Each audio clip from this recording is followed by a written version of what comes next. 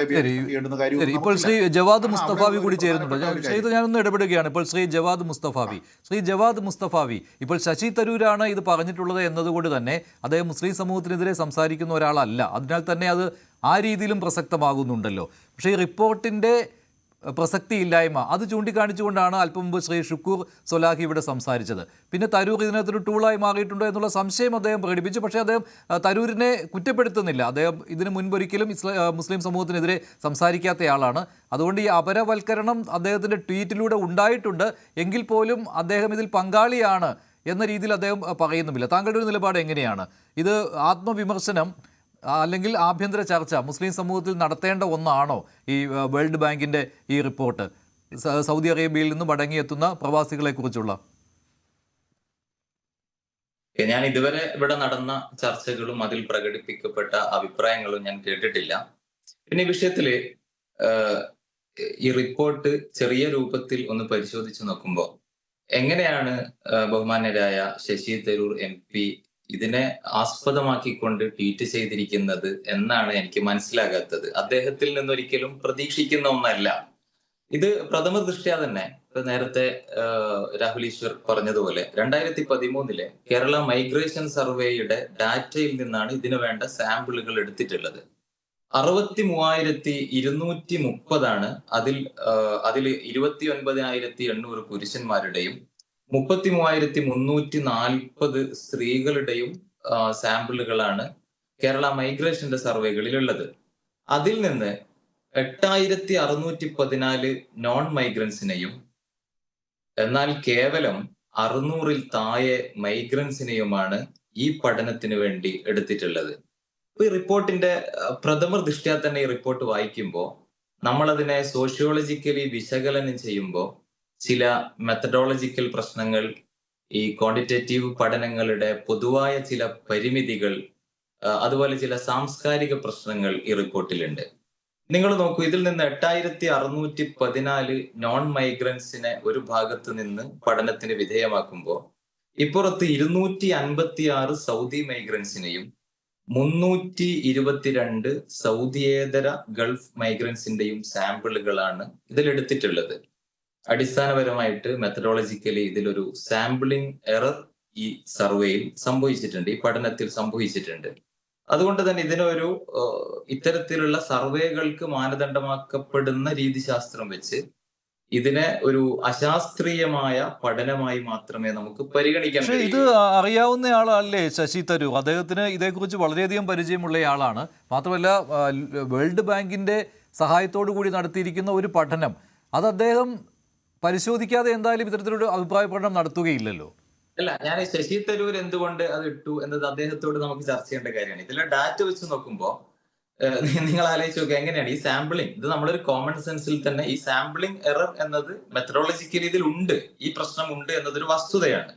രണ്ടാമത്തത്, ഈ ചോദ്യങ്ങൾ പരിശോധിക്കുമ്പോൾ ഞാനിപ്പോ വളരെ ചെറിയ സമയത്തൊന്ന് കണ്ണോടിച്ച് നോക്കുമ്പോൾ തന്നെ ചോദ്യത്തിന്റെ ബൈനറി കോഡിങ്ങിൽ ഒരു പ്രശ്നമുണ്ട്. ഇപ്പൊ ഇതിൽ 4 മറുപടികൾ 4 ഓപ്ഷൻസ് ആണ് ഉള്ളത്. ഒന്ന് യെസ്, രണ്ടാമത്തത് നോ, പിന്നൊന്ന് ഡിപ്പെൻസ്, പിന്നെ അറിയില്ല. എന്നാൽ ഇതിന്റെ വിശകലനത്തിലേക്ക് വരുമ്പോൾ ഇതിൽ യെസ് എന്ന് പറയുന്നതിന് ഓപ്ഷൻ 1 ആയും ബാക്കി 3 മറുപടികളെയും ഓപ്ഷൻ 2 ആയും ഇങ്ങനെ 2 ബൈനറികളിലാണ് ഇതിനെ ഉൾക്കൊള്ളിച്ചിട്ടുള്ളത്. അപ്പൊ ഇതിന്റെ ബൈനറി കോഡിങ്ങിൽ ഒരു പ്രശ്നമുണ്ട്. ഇപ്പൊ ലിംഗസമത്വം പോലെയുള്ള വളരെ സങ്കീർണമായ കാര്യങ്ങൾ ചർച്ച ചെയ്യുന്ന ചോദ്യങ്ങളിൽ ഈ 4 മറുപടികൾ തന്നെ ഈ 4 രൂപത്തിൽ ശേഖരിക്കുന്നതിൽ പ്രശ്നമുണ്ട്. അതിന്റെ ബൈനറി കോഡിങ്ങിലും ഗുരുതരമായ പ്രശ്നങ്ങളുണ്ട്. പക്ഷേ ഈ പറഞ്ഞ പോലെ ഒരു എന്തെങ്കിലും റൈറ്റ് വിങ് ബന്ധമുള്ള ആളുകൾ തയ്യാറാക്കിയിട്ടുള്ള റിപ്പോർട്ടല്ല ഇത്. തീവ്ര വലതുപക്ഷ നിലപാടുള്ള ആളുകൾ തയ്യാറാക്കിയ റിപ്പോർട്ടല്ല ഇത്. അപ്പോൾ പിന്നെ അവരെന്തിന് മുസ്ലിം സമൂഹത്തിനെതിരെ ഇത്തരത്തിലൊരു റിപ്പോർട്ട് തയ്യാറാക്കണം ശ്രീ ജവാദ് മുസ്തഫാവി? എന്നിട്ട് പിന്നെ ശശി തരൂർ അതിനെ എൻഡോഴ്സ് ചെയ്യണം? അല്ല, അത് എനിക്ക് ഈ റിപ്പോർട്ടിനെ കുറിച്ച് പിന്നെ കൂടുതലായിട്ടുള്ള ധാരണയില്ല. ശശി തരൂർ എന്തുകൊണ്ട് ഇത് പോസ്റ്റ് ചെയ്തു എന്നും അറിയില്ല. ഈ റിപ്പോർട്ട് നമ്മൾ വായിക്കുമ്പോൾ അതിൽ നമ്മൾ കേവലം സോഷ്യോളജിക്കലി അതിനെ റീഡ് ചെയ്യാൻ ശ്രമിക്കുമ്പോൾ ഗുരുതരമായ പ്രശ്നങ്ങളുണ്ട്, ചോദ്യങ്ങളിലും പ്രശ്നങ്ങളുണ്ട്. നിങ്ങൾ നോക്കൂ, സാമ്പത്തിക നില മെച്ചപ്പെട്ടതാണെങ്കിൽ സ്ത്രീകൾ പുറത്ത് ജോലിക്ക് പോകരുത്, ഇതാണ് ഒന്നാമത്തെ ഇതിലെ ചോദ്യം. എന്നാൽ ഇതേ ആളുകളോട് സാമ്പത്തിക നില മെച്ചപ്പെട്ടതാണെങ്കിൽ പുരുഷന്മാർ ജോലിക്ക് പോകുന്നതിനെ കുറിച്ച് ഈ മറുപടി പറയുന്ന ആളുകളുടെ മനോഭാവം എന്താണ് എന്ന് പരിശോധിക്കുന്നില്ല. ഇതിൽ ലിംഗപരമായ അസമത്വം സംഭവിക്കുന്നുണ്ടോ എന്ന് മനസ്സിലാക്കണമെങ്കിൽ അവിടെ പ്രത്യേകമായിട്ടുള്ള ഒരു കണ്ടീഷൻ വെക്കുന്നുണ്ട്. സാമ്പത്തിക നില മെച്ചപ്പെട്ടതാണെങ്കിൽ, ഇപ്പൊ സാമ്പത്തിക നില മെച്ചപ്പെട്ട സ്ത്രീകൾ പുറത്തു പോകരുത് എന്ന അഭിപ്രായമുള്ള ആൾക്ക് സാമ്പത്തിക നില മെച്ചപ്പെട്ടതാണെങ്കിൽ പുരുഷൻ ജോലിക്ക് പുറത്തു പോകേണ്ടതുണ്ടോ എന്നതിനെ കുറിച്ചുള്ള അദ്ദേഹത്തിന്റെ നിലപാട് കൂടി പരിശോധിക്കുമ്പോഴേ ജെൻഡർ ബേസ് ചെയ്തുകൊണ്ട് അദ്ദേഹത്തിന്റെ മറുപടിയെ നമുക്ക് കോളങ്ങളിൽ ഉൾക്കൊള്ളിക്കാൻ കഴിയുകയുള്ളൂ. അങ്ങനെ അതിന്റെ 16ാമത്തെ ചോദ്യം നമ്മൾ പരിശോധിക്കുമ്പോഴും 13ാമത്തെ ചോദ്യം പരിശോധിക്കുമ്പോഴും ഒക്കെ ഗുരുതരമായ പ്രശ്നങ്ങളുണ്ട്. ഈ കാരൂർ നീലകണ്ഠപിള്ളയുടെ മരപ്പാവകൾ എന്ന് പറയുന്ന ഒരു കഥയുണ്ട്. അതിൽ സർവേക്ക് വരുന്ന ആള് ചോദിക്കുന്നുണ്ട് ഒരു സ്ത്രീയോട്, നിങ്ങൾ അദ്ദേഹത്തിന്റെ ഭാര്യയാണോ? അപ്പൊ ആ സ്ത്രീ തിരിച്ചു പറയുന്നത് അദ്ദേഹം എന്താണ് പറഞ്ഞത് എന്നാണ്. അതായത് ഭാര്യയാണ് എന്നാണോ, അല്ലെങ്കിൽ സംബന്ധക്കാരി ആണ് എന്നാണോ, എന്താണ് അദ്ദേഹം പറഞ്ഞത് എന്ന് തിരിച്ചു ചോദിക്കുന്നുണ്ട്. അപ്പൊ ഈ സർവേകളിലെ ചോദ്യങ്ങളുടെ മറുപടികൾ എന്ന് പറയുന്നത്, ഇത്തരത്തിലുള്ള ചോദ്യങ്ങളുടെ മറുപടികൾ ഇത്തരം സങ്കീർണമായ വളരെ സാമൂഹ്യ ശാസ്ത്രപരമായ അവലോകനങ്ങളിൽ പൊതുവെ ഉപയോഗിക്കപ്പെടേണ്ട ശാസ്ത്രീയമായ രൂപത്തിലുള്ള ചോദ്യങ്ങളല്ല ഈ സർവേയിൽ ഉപയോഗിക്കപ്പെട്ടത് എന്ന ഗുരുതരമായ പ്രശ്നങ്ങളുണ്ട്. ഇപ്പൊ ലിംഗപരമായ മുൻധാരണകളെയാണ് ഇതിൽ ചില ചോദ്യങ്ങളിൽ അളക്കുന്നതായി നമ്മൾ കാണുന്നത്. ഇപ്പൊ നിങ്ങൾ ആലോചിച്ച് നോക്കൂ, ഭർത്താവിന്റെയോ മകളുടെയോ വീടിന് പുറത്തുള്ള സ്വതന്ത്രമായ ഇടപെടലുകൾ കാരണം സമൂഹത്തിൽ ആ പുരുഷന് മാനം നഷ്ടപ്പെടുന്നു. ഇതൊരു ചോദ്യമാണ്. ഇപ്പൊ സമൂഹത്തിൽ നഷ്ടപ്പെടുന്നുണ്ടോ ഇല്ല എന്നുള്ളതാണ്, അല്ലാതെ അവരോടുള്ള കാഴ്ചപ്പാടല്ല ഈ ചോദ്യത്തിൽ. ഇപ്പൊ ഇതില് 13ാമത്തെ ചോദ്യം, ഭർത്താവിന് അനുസരിക്കാത്ത സ്ത്രീക്ക് സമൂഹത്തിന്റെ ബഹുമാനം ലഭിക്കുന്നുണ്ടോ എന്നുള്ളതാണ്. അപ്പൊ സമൂഹത്തിന്റെ ബഹുമാനം ലഭിക്കുന്നുണ്ടോ ഇല്ല എന്നത് അവർ ജീവിക്കുന്ന സമൂഹത്തിന്റെ കുറ്റവും പരിമിതിയുമാണ്. അപ്പൊ അതിന്റെ മറുപടി എങ്ങനെയാണ് ആ വ്യക്തിയുടെ നയവും നിലപാടുമായിട്ട് നമുക്ക് മനസ്സിലാക്കാൻ കഴിയുക? അപ്പൊ ഇതിലെ ചോദ്യത്തിൽ തന്നെ പ്രശ്നങ്ങളുണ്ട്.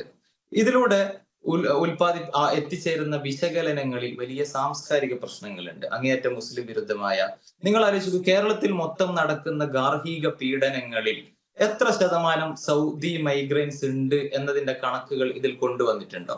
ഒരു ശാസ്ത്രീയമായ പഠനം സംബന്ധിച്ചിടത്തോളം ഒന്നിതിൽ സാമ്പിളിംഗ് എറർ ഉണ്ട്, സാമ്പിളിങ്ങിലുള്ള വലിയ അസമത്വങ്ങളുണ്ട്, ഇതിന്റെ ബൈനറി കോഡിങ്ങിലുള്ള പ്രശ്നങ്ങളുണ്ട്, ചോദ്യങ്ങളിൽ അടിമുടി ഗുരുതരമായ പ്രശ്നങ്ങളുണ്ട്.